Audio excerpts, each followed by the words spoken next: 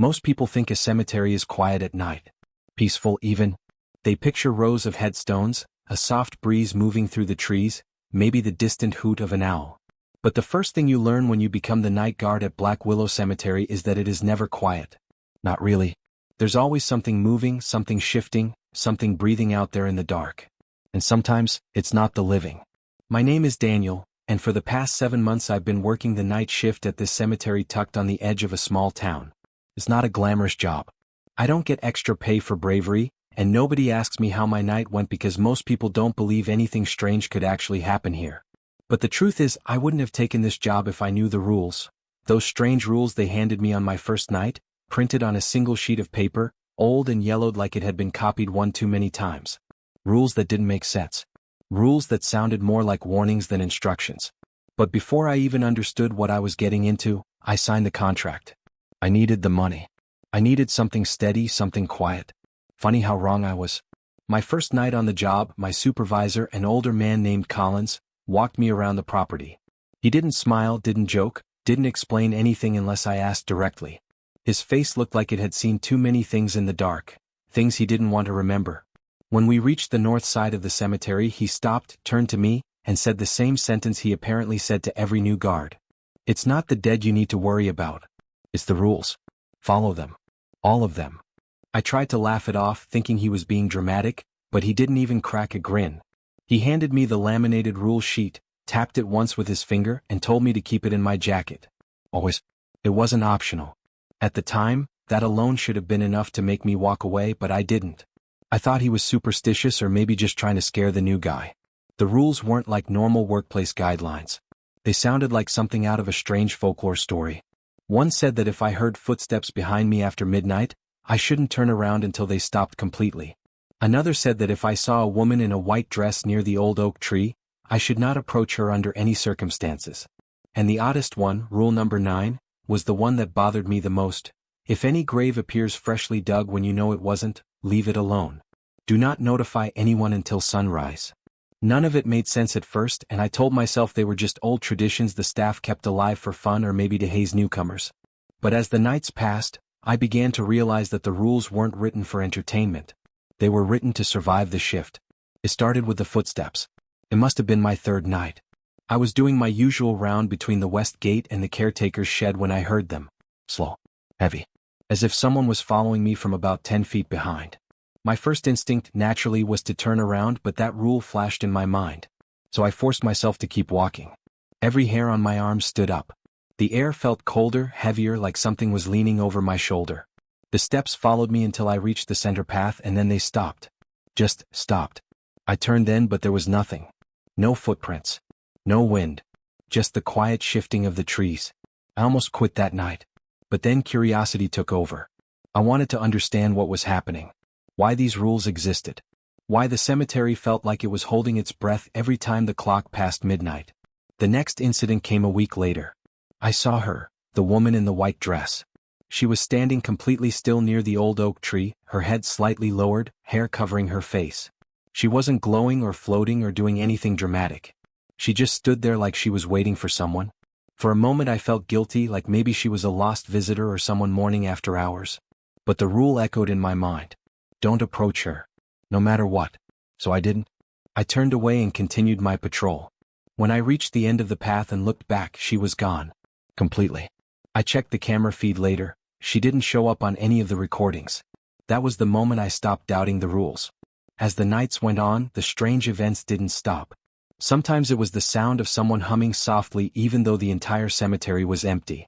Sometimes I'd see a light flicker between the graves even though no lanterns or candles were allowed. Once I found a grave that looked freshly dug, even though the burial record showed no new arrivals that week. The soil was soft, uneven, like someone had hurriedly opened it and covered it again. I followed rule number 9 and stayed away. But the next morning, when the sun finally rose, the grave looked completely normal. Like it had never been touched. I asked Collins about it later, trying to keep my voice steady, but he just sighed and said, "The rules protect you. You break them, the consequences aren't mine to explain." Not exactly comforting. Still, I continued doing the job. Night after night. Doing my rounds, keeping my distance from the strange things I saw, and doing my best to convince myself that I could handle it. that the cemetery was just different. But last night something happened that made me realize the rules weren't just there to keep me safe. They might be there to keep something else contained. Because around 2:30 a.m., I saw someone walking along the south path. Not uncommon, except visitors aren't allowed inside at night. I moved closer, ready to tell them to leave, thinking maybe a teenager had jumped the fence. But as the figure came into focus under the dim security lights, my chest tightened. It was Collins, my supervisor. The same man who only works the day shift and leaves long before sunset. And yet, there he was, walking between the graves as if in a trance, heading straight toward the old oak tree. The same place where the woman in the white dress had stood. I called out to him, but he didn't react. He didn't even look at me. And then I noticed something else, something that made my stomach drop. He wasn't casting a shadow. I froze where I stood, watching him move silently in the direction he should never have been, following a path no living person should be taking at that hour. And just as I took one small step forward, unsure if I should intervene or flee, Collins stopped walking. Slowly, very slowly, he turned his head toward me. His face wasn't angry. It wasn't confused. It was hollow. Empty. Like he wasn't seeing me at all, but something behind me, something I didn't want to turn around and face. And that's where tonight's shift truly began. I didn't move at first. I couldn't. Something about the way Collins stared past me made every instinct in my body scream to stay perfectly still. His eyes were wide, unblinking, like he was locked onto something over my shoulder. But I didn't dare look. Not after everything I'd learned about this place. Not after all the rules I'd followed so carefully. The wind shifted, brushing cold air against the back of my neck. It felt sharp, like it had weight to it. Like something invisible had stepped close enough to breathe on me. I swallowed hard and forced my voice to work. "Collins," I whispered, trying to sound calm even though my throat felt tight. "Can you hear me?" He didn't blink. Didn't speak. Just kept staring past me with that strange, empty expression. Then his lips twitched, not quite a smile, not quite a frown. Just a small, unnatural movement like someone else was testing how his face worked. I took a slow step backward, keeping my eyes on him the entire time. My boots crunched softly on the gravel, and the sound felt too loud in the heavy stillness. The cold behind me lingered, followed, like it was matching my steps. "Rule number 4, I said under my breath, trying to remember the exact wording. "If you feel watched, don't acknowledge it. Keep walking." So I did. I shifted my weight, turned slightly, and kept walking backward toward the nearest lamppost. The lights in this place weren't bright, but being under one always made me feel a little safer, like the darkness had to work harder to reach me. But Collins moved too. Not toward me but sideways, one stiff step, then another, until he stood directly beneath the old oak tree. The branches above him swayed, though the wind had gone dead still. The shadows pooled around him in a way that looked wrong, too thick, like ink spilling outward instead of shade being cast. He finally blinked. But when he looked at me again, his eyes were different. Darker. As if something was wearing him like a loose coat. "Daniel," he said, but the voice that came out wasn't his. It was lower, softer, almost like someone else was speaking through him. I froze again. "You've followed the rules well," it said. My heart hammered against my ribs, and I felt sweat gather in my palms despite the cold. The rule sheet in my jacket felt heavier, like it was trying to warn me. "Stay where you are," I managed, though my voice shook. The figure that looked like Collins didn't listen. He took a single step forward and the lamppost above me flickered, once, twice, then held steady. "You shouldn't be here tonight," the voice continued, "but now that you are, it's time you understood." "Understood what?" I asked, though part of me didn't want the answer. It tilted its head, studying me like I was a strange object. "The rules keep the peace. They keep things balanced. You obey and they stay quiet.